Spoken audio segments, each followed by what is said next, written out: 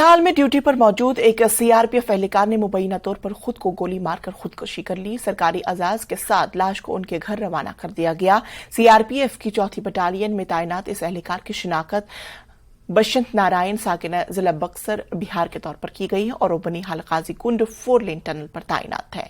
Police ने बताया कि कानूनी कार्रवाई के बाद लाश को सब डिस्ट्रिक्ट अस्पताल बनिहाल से बिहार में उनके आभाई गांव भेजा जा रहा है।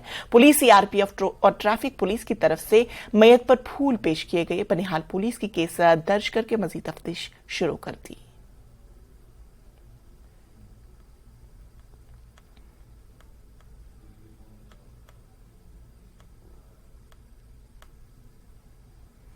शिवसेना उद्धव बाला साहब ठाकरे ने अपनी पार्टी दफ्तर में एक प्रेस कॉन्फ्रेंस का इनेकाद किया। मीडिया से बात करते हुए जम्मू कश्मीर विंग के सदर मुनीर सहानी ने कहा कि जहां तक जम्मू कश्मीर का ताल्लुक है, हुकूमत के पास कोई ठोस पॉलिसी मौजूद नहीं। आर्टिकल 370 और 35A की मनसूखी के बाद सरकार की जानिब से किए गए तमाम बड़े वादे खोखले और झूठे साबित हुए हैं। अवाम की तकालीफ और बेरोजगारी में हर गुजरते दिन के साथ इजाफा हो रहा है।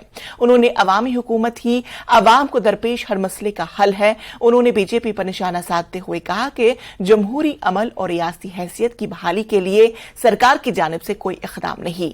उन्होंने मजीद मौजूदा हुकूमत को अवाम को गुमराह करके वोट हासिल करने वाली सरकार करार दिया। कश्मीर के अंदर जो चुनावों के अंदर लोकतांत्रिक प्रक्रिया बहाली के अंदर जो है लगातार देरी की जा रही है।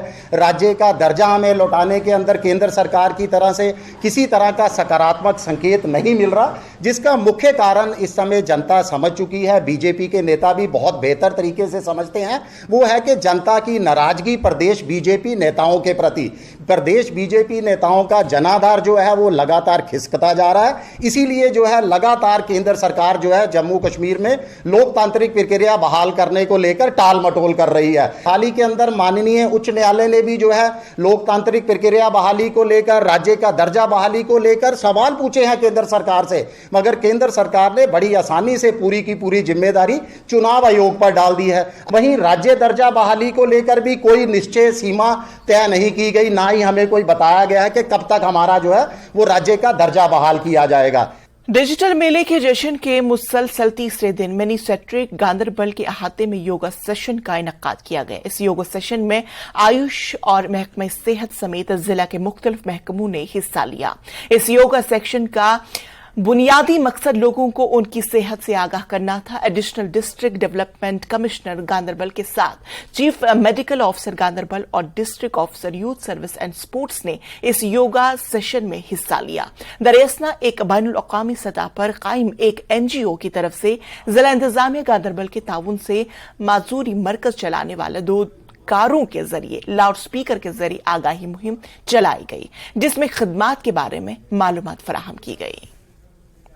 Health and wellness centre Ayushman melas, तो उसी आयुष्मान मेला के अंडर हमने मिनी सेक्रेटरीट में एडिशनल डीसी सर ने कोऑर्डिनेट करके एक हमने यहाँ वेलनेस सेशन के अंडर योगा सेशन आज किया है।